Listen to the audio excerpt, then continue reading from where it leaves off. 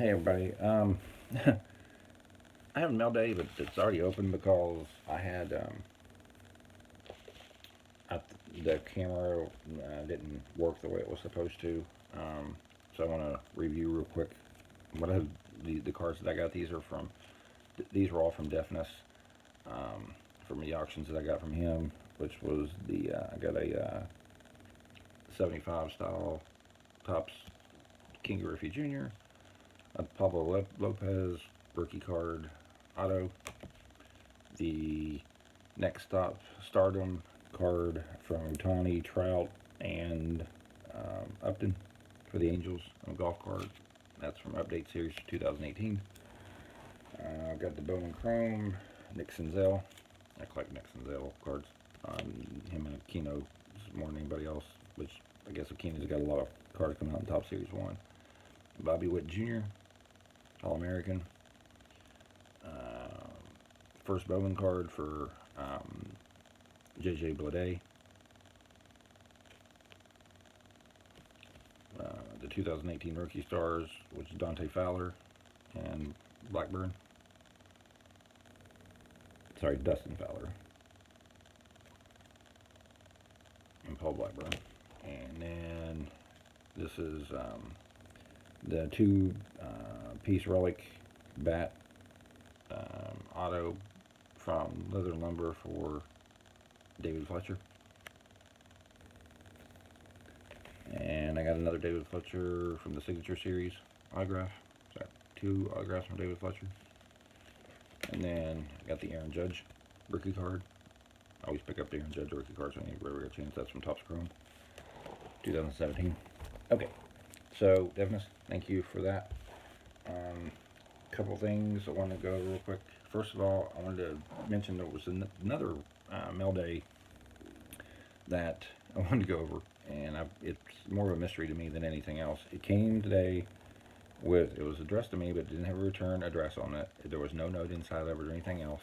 And inside of it was a 2003 LeBron James rookie card, the Phenomenal Beginnings rookie card, autographed, with a certificate of authenticity. It's on the back. It's one of the most sought after rookie cards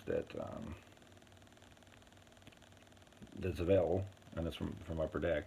And I just want to say thank you to whoever sent it, but whoever sent it didn't give me any kind of like I said, they didn't put their name on it anywhere. The only thing that was on it was whenever I received it, there was a piece of masking tape that was right across through here that just said Jeff Lewis on it. That's it. There was nothing else in there. So I'd like to know who did it. I'd like to know who sent it. But so I mean, if my email's on my channel, so I mean, if you don't want me to know, that's fine. But if you don't care for me to know, and I appreciate it, if you just email me and tell me, because me and Truth and Tyler Lou and Deafness and BITG have all sent, they've sent me cards and I've sent them cards and stuff, that we didn't order or anything just because they thought we'd want them. And Truth sent all kinds of cards back and forth. BITG sent me a second year Johnny Bench, beautiful condition. When I first started back in collecting with him, I think it was the very first time I was in his channel, he sent me a Golden Cup second year Johnny Bench, and that really meant a lot to me. And it kind of showed me the type of people that was in, the streams. And it's not I spoke earlier, well, in another video about kind of wanting to get out a little bit of it. It's not just, I mean, yes, there's some issues with some of the drama on YouTube, but there's always going to be drama on YouTube. But I've got, mine's also, there's some personal issues. So, the other thing I wanted to bring up too was, I got this card, and this card was kind of debatable as to whether it was treasure or trash. I'm sure you all recognize this. It's card number 1 for Zion Williamson for the Prism. But if you flip it around, first of all, you'll notice it's upside down and way off center. And if I flip it up so that you can actually see it, you'll see that it's not the back for card number 1. It's the back for his Crusades card number 51.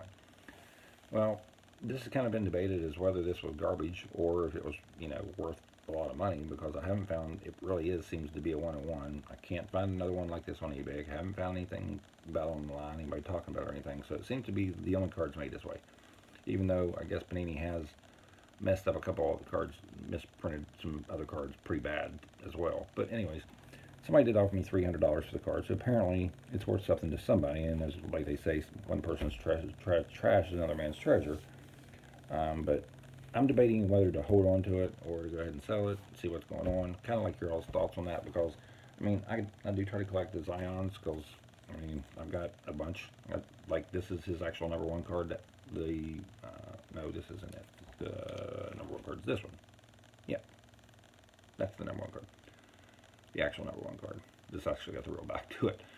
But I mean, this is my favorite card because the way it just looks. I mean, it just absolutely just lights up whenever you do it, and it's also the number one card.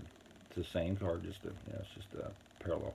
And people say it's the pink pulsar, but it's not, because I've got the pink pulsar and it's just pink. It doesn't do that, so I don't know exactly what that one's called.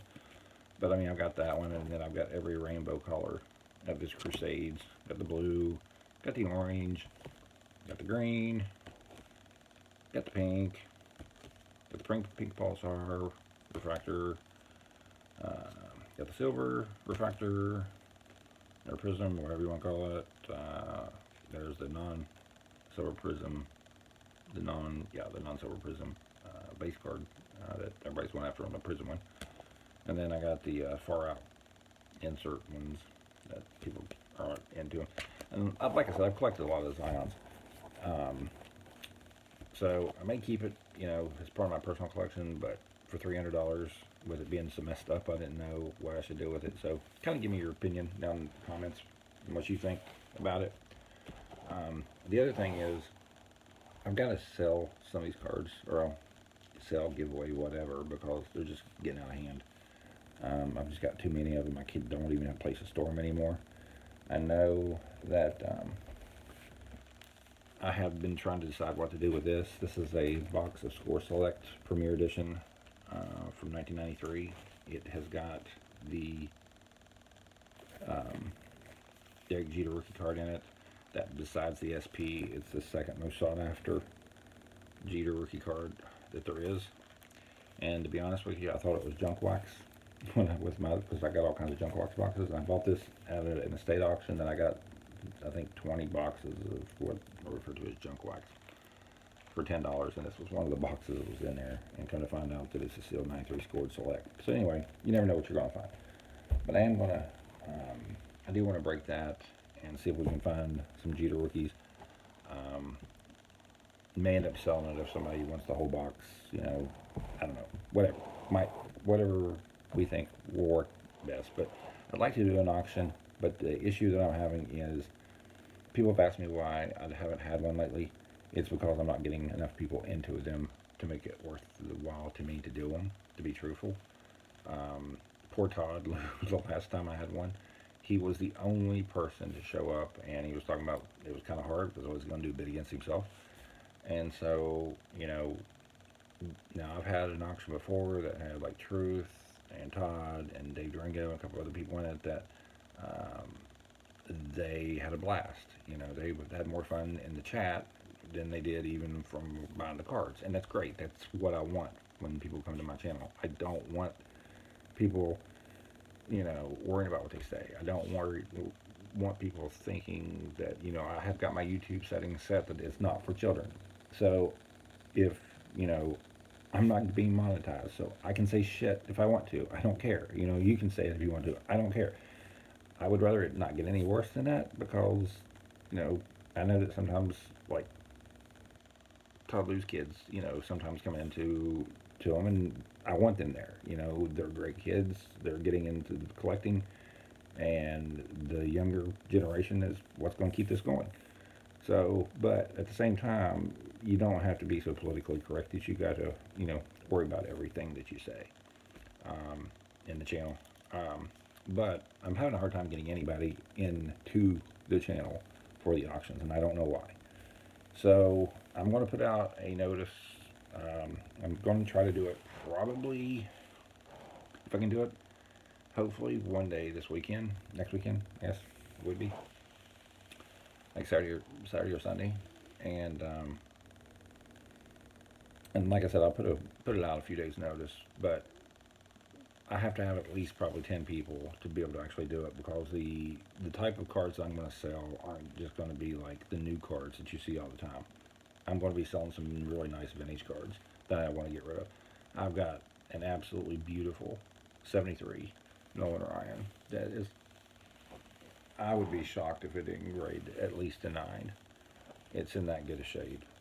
Um, I've been debating whether or not I was going to send it off because there's a bulk submission one of my friends is doing because I won't deal with PSA because I just don't like them.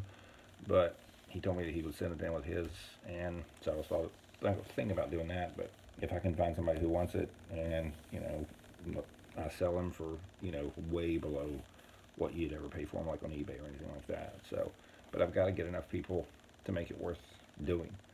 Um, so if I can get 10 people, then I'll have it. If I can't get it at least, close to that, then probably not. And at that point, then I'm going to have to figure out something else as far as the way to give away these cards because um, I've got to get rid of them. I mean, there's just no other way to put it. They're literally everywhere and they're driving me insane. Um, it's getting to the point where it's not enjoyable when no matter what drawer you open besides the one you got your clothes in. Every other drawer that was used to have anything else in it now has baseball cards, and so I've got to do something. But anyways, there was something else I was going to mention, but anyways, I do thank you all for always watching my videos. The views always seem to be pretty good, even though I don't understand my subscribers. To be honest with you, I've never understood how my subscribers got so high, and yet the views just don't match. But when I contacted YouTube and told them I thought that they actually had it wrong, they basically told me quit complaining. So I don't know, but um, I mean it doesn't do me any good. I mean, because I'm nowhere near 4,000 watch hours. I don't do live streams that often, and I don't do these videos enough, so it's not like I'm going to be monetized, so it's not like it's really helping me any to have those 1,000 subscribers, to be bluntly honest.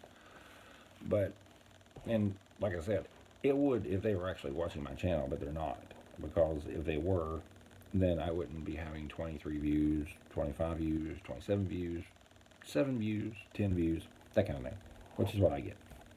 So now you see where the issue's coming in at and why I'm not doing the auctions, because there's got to be people in the auction for it to be worth not only my time but your time to show up. Because if only 3 or 4 people show up and nobody is bidding on anything, then you're not going to come back to my auction. You're going to go to somebody else's, and I wouldn't blame you. So that's the reason why I want to try to at least get 10 people in here. And whenever I get that in and I do my auctions, I always give away cards. I enjoy doing that, and I'll always do that. And so hopefully we can get back and build it back up, and I can get rid of some of these cards, and everybody's happy. So anyway, thanks for the time and watching the video, and I will see you in the next one.